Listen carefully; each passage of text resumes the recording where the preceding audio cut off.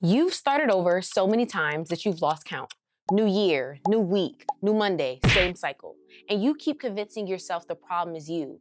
I'm just too lazy. I just can't find the motivation. I just don't have what it takes. The worst part, deep down, you already know this cycle isn't working. You feel it every time you stay up in the middle of the night to rebrand, planning your new aesthetic, planning your new habits, planning your new routines. And then you wake up the next morning and you don't even believe it anymore. So in this video, I'm breaking down the psychology why you can't seem to hold on to your progress and why it feels like you keep starting over and over and over. Hi, my name is Chamiatiarra and I'm the creator of The Simple Complex, where I teach you why your brain is getting you stuck and how to get unstuck using behavioral psychology. So let's get into it. Now, first, I'm gonna explain the cycle that you are stuck in.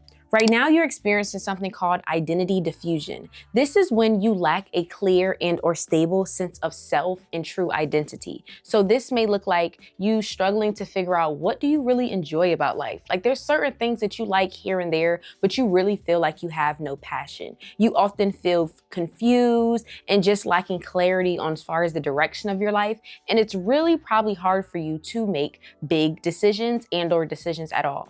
The problem that this causes is, since you lack a clear sense of self, anytime you have a setback, it feels like a complete failure and you have to start from scratch. But this is because you tie identities to habits. So you don't just say, I want to be healthy. You say, if I go to the gym and I eat a certain amount of calories and I do this, then I'm going to be considered healthy. And when you lose those habits, i.e. fall off, you feel like you lost the healthy identity. An example of this can be, there's a girl who consistently goes to the gym and she eats healthy. She can miss the gym for a week, 2 weeks, right? She's on vacation, she's drinking, she's eating bad food, doing all these other things. She can get back to her house on a Tuesday or a Wednesday, and she can go to the gym that following Wednesday, that following Thursday, and eat healthy like nothing honestly ever happened. You, on the other hand, can go to the gym consistently for a certain amount of time and then you fall off. Let's say you're just too sore, or you're a woman, you get your period and you just don't want to go to the gym. You miss Monday and Tuesday. Now you're convincing yourself, you're looking in the mirror, I lost my gym gains. Now I have to start all over. Now I have to wait till Monday. Now I have to wait till next month until it's perfect. Your problem is, since you don't have a true sense of identity, you don't have a true sense of control over your life, but you want that control. So what do? You try to get it with external things. I'm gonna get a new aesthetic. I'm gonna get a new habit. I'm gonna new, because internally you feel lost, and internally that is painful. And so I want you to understand, to make up for the internal pain, to make up for the identity diffusion of not really knowing yourself, you use external resets to make yourself feel better, because you don't know who you truly are. And so I want you to understand with this first topic, you are not lost. You are just in between identities. And that in between, not really feeling like you have a concrete identity, feels like failure. And so you keep restarting before you even could build a solid foundation. Now, the next one is something called shame avoidance. Anytime you have a setback or fall off, you experience a feeling of shame. It kicks in, it arises. It's completely normal, but the problem that you have is you often don't allow yourself to really sit in those thoughts and sit in those experiences because it's shameful. And so to avoid them, your brain tells you, we're just gonna restart. I need you to understand, your brain is meant to keep you safe. Your brain is trying to keep you happy. So if your brain hears those thoughts and those experiences of, I should have went to the gym today, and I wish I didn't eat unhealthy today, and I should have started that business, it doesn't want to experience that. And so what does it do? It gives you the illusion of a restart. It gives you the illusion that the past is completely gone and we're starting fresh today, to get rid of those prior painful memories and experiences. And that's why, if you pay attention, in the beginning of the video, I said, you probably don't even remember how many times you said the next week. You probably don't remember how many times you said this new year, this new Monday, because your brain does that on purpose. Your brain doesn't want you to sit with the pain of having to say, 42 times this year, I said I was going to start over with the gym. 5 times in the past 2 years, I said I was going to start this business. It doesn't want you to have a concrete sense of the problem because that's painful. And another issue that happens is it actually disguises itself as motivation.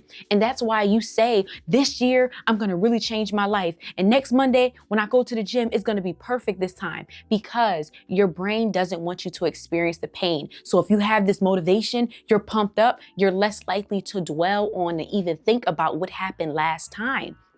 But you have to understand, this cycle of shame avoidance actually keeps the problem alive because it doesn't allow you to sit in the uncomfortable truth long enough to be able to say, this is why I missed the gym. This is why I didn't start the business. This is why I didn't start posting on social media. It doesn't want you to sit in that pain, but that pain is the only way you're going to be able to correct it in the future. And what does it tell you? You need to act on it. It convinces you, action, action, action. We need to, buy new gym clothes. We need to buy meal prep containers. We need to act on it because it doesn't want you to sit in that pain and dwell on it. And everybody on social media is going to tell you the same thing. You need to act. You need to act. You need to act. No, you need to figure out, and you need to stop covering it with finding more motivation and finding more action and actually sitting down and be able to say, hey, this is what happened and that's what happened. And this is how we're not going to make sure that thing happens again. So I want you to understand, shame is a feedback system. It is not meant to bury you. But when you avoid it, you avoid correction, because you cannot correct something if you don't know what's causing it to go in the wrong direction in the first place. Now, of course, the next part of the cycle is the restart. So as I said before, you often restart because of some kind of setback or failure. I slept in, I ate fast food. And because of shame avoidance, you never really ask yourself, well, why did this thing happen, so you can correct it? Now, there's actually 2 truths that most people don't realize and or acknowledge is probably the reason that led to you restarting. The first one most people are probably aware of and they blame themselves for. It's a sense of, I just didn't do enough. I did things that led to the wrong direction of my progress. So this can be things such as, I stayed up late knowing I was supposed to wake up early and go to the gym, right? You did something directly that led to your demise, if you will. The second one that we don't acknowledge enough is you had unrealistic expectations of yourself, and or you always related yourself to your peak self or your ideal self. This can look like, oftentimes when we're talking about changing something in our life, we never talk about, oh, I'm just going to start my gym journey. Oh, I'm just going to start, getting healthy. Oh, I'm just going to start this business. We say we're changing our identity. We're changing everything about ourselves. And to change, that requires to do a lot of things. So we give ourselves these 15 list things of what we have to do every single day. And sometimes the worst thing that can happen is that you actually complete those things for a week or 2. And so the next week comes up and you have a setback, something happens, and you're down on yourself. And you're like, I need to restart. Next time I'm going to be better. But you don't realize the problem is not that you need to restart. The problem is you need to stop comparing yourself to this ideal version of yourself. People say things such as, a year from now, I want to be going to the gym 5 times a week. A year from now, I want to be eating healthy. A year from now, I want to post on social media every single day. And then what do they also tell themselves? And I'm going to start all of that next week. Your ideal self wants to next year do all these things, but you're requiring your current self to do this next week. That doesn't make any sense, and that is not sustainable. But then you convince yourself, oh, it's something wrong, and next time I'm going to go harder, and next time I'm going to be better. And so what I want you to do is realize those 2 truths can adjust at once. Those 2 truths can happen at once. But what you have to realize is, as you're evolving, you have to adjust your standards. You have to be able to adjust yourself. Hey, this is why this happened, and that's why that happened. And also be able to say, hey, last week I did go to the gym 4 to 5 times a week, but this time I'm going to go to the gym 2 to 3 times a week, and that's okay. Last time I did eat a healthy meal every single week, but this time it's a lot of stuff on my plate. Life has been happening to me. So at least I'm going to make sure I eat healthy for dinner every single night. You have to understand, a part of evolving is adjusting. Stop writing your goals and your identity in stone, because that's not how life happens. Every single day is not the same. So stop requiring every single day to be the same, to you to feel good enough, or you to feel like you're really changing your life and you're really becoming the person that you want to be. That's not realistic. And so I want you to understand, you did not fail because you didn't try hard enough. You failed because you measured yourself with yesterday's ruler. And I want you to understand that is not accountability. That is self-punishment. Now that I've explained the cycle that you are stuck in, the loop, let's first talk about how to get out of this cycle. The first thing you need to realize is you are not the problem is the problem. This is actually a concept that came from something called narrative therapy, which is when you have to separate yourself from the problem, because when things happen, fallbacks happen and arise, you often label yourself as that problem. For example, you can miss the gym one day and what do you say? I'm undisciplined, I'm lazy. The problem is you slipped up. The problem is you didn't go to the gym. You are not the problem. You need to separate yourself from the problem, because how you do one thing is how you do everything. And so let me give you 3 questions you should ask yourself to help you kind of get out of this cycle and figure it out. Now, for this example, we're gonna talk about being inconsistent, right? So instead of saying I'm inconsistent, the first question you need to ask yourself is, how is inconsistency influencing me? An example of this can be something like, inconsistency influences me by making me feel like I need everything fast, right? I need to hurry up and lose weight. I need to hurry up and move out of my parents' house. I need to hurry up and become rich. Why? Because due to inconsistency, I feel like I'm back in life. I feel like I'm behind, and so it makes me want things faster. Another thing is, due to inconsistency, I think it's hard for me to make big decisions, because it's hard for me sometimes to trust myself, because I know there's been times in life where I've experienced inconsistency. So I'm scared to go back to school. I'm scared to do a different job. I'm scared to post on social media because I know in the past how I've acted before. Another thing can say is, how do I influence the problem, right? The first one was, how does it influence me? How do I influence the problem? Well, how do I influence inconsistency is, I often hang around people who do habits that I know I want to stop.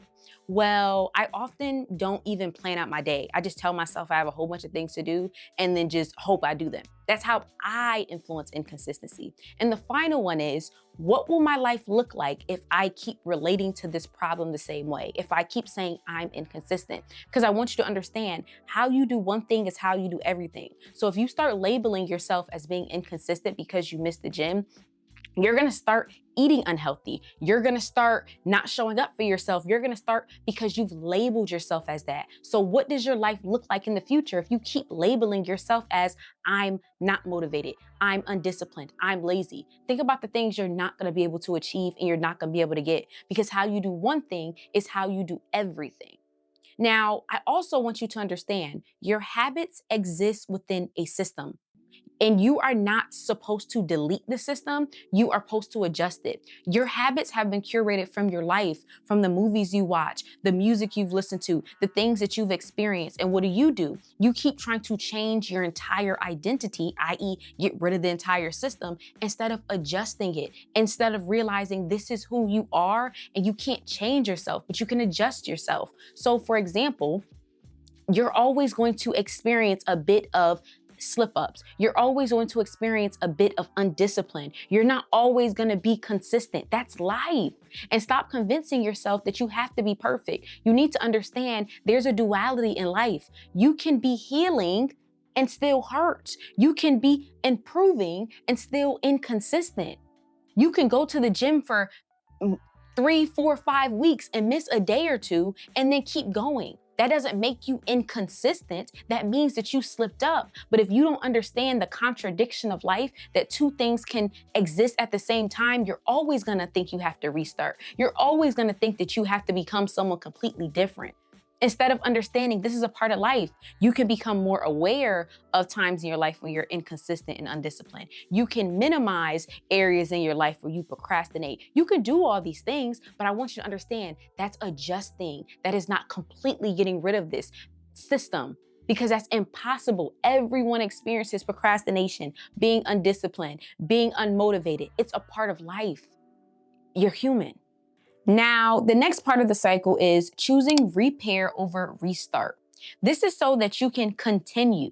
The problem that you don't realize is you have 2 choices to make, right? You have either the choice of restart or repair. When you say I'm going to restart, you start from 0, you start from scratch, and you tell yourself I'm trying to be perfect. When you tell yourself I'm going to repair, you tell yourself hey, what actually happened? Why did this happen? And we need to adjust moving forward.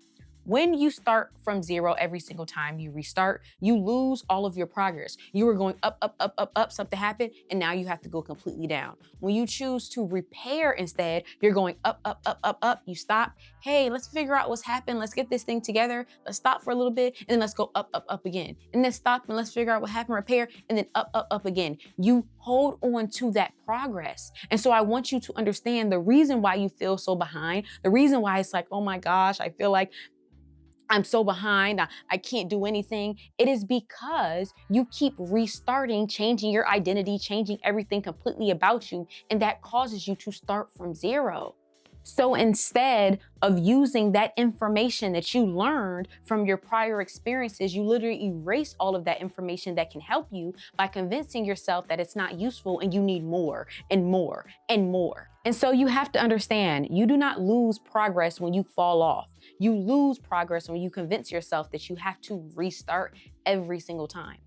So you have two choices when you are thinking about your life. You either can choose to avoid the shame and keep repeating that cycle of restarting, or you can experience going through the shame and continuing through it. Because I want you to understand the reason why you keep restarting, the reason why you feel like you have no progress is because you have the inability to relate to yourself in a way that you understand yourself, that you love yourself, that you care about yourself enough to say, hey, this problem is going on, and how are we going to fix it? And how are we going to experience it? Instead of always trying to avoid it. Your problem is not willpower. Your problem is not that you need to be stronger. Your problem is that you have an inability to experience difficult and or hard emotions, and that is why you keep restarting. Your problem is you're experiencing identity diffusion, and you want to have this perfect idea of who you are, and that's never going to happen.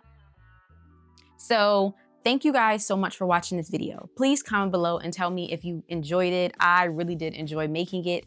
And also comment below if you are part of the bootcamp. So this is essentially the second video in my December bootcamp.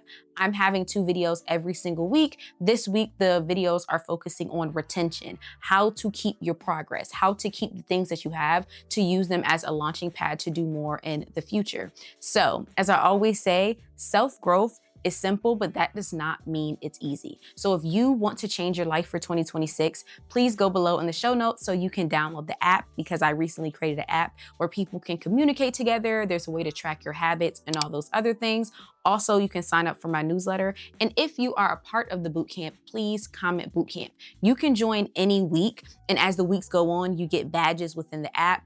Please tell me how you guys enjoy the app, if you like it, anything you want me to change about it. But of course, don't forget to like, comment, and subscribe. I appreciate you guys so much. And don't forget to come for the next video on Sunday. I release 2 new videos every Sunday and every Wednesday. So please stay up on the challenge, turn on your post notifications, because in 2026, we are evolving. In 2026, we are growing. But before we do that, we need to figure out what happened in 2025 so that we stop repeating that in 2024 and 2023 and all them times before. So thank you guys so much and have a great one. And please, please, please like, comment, and subscribe. Even if I always say you comment a unicorn, a fire, a happy emoji, comment something, hype up the video. I appreciate y'all so much.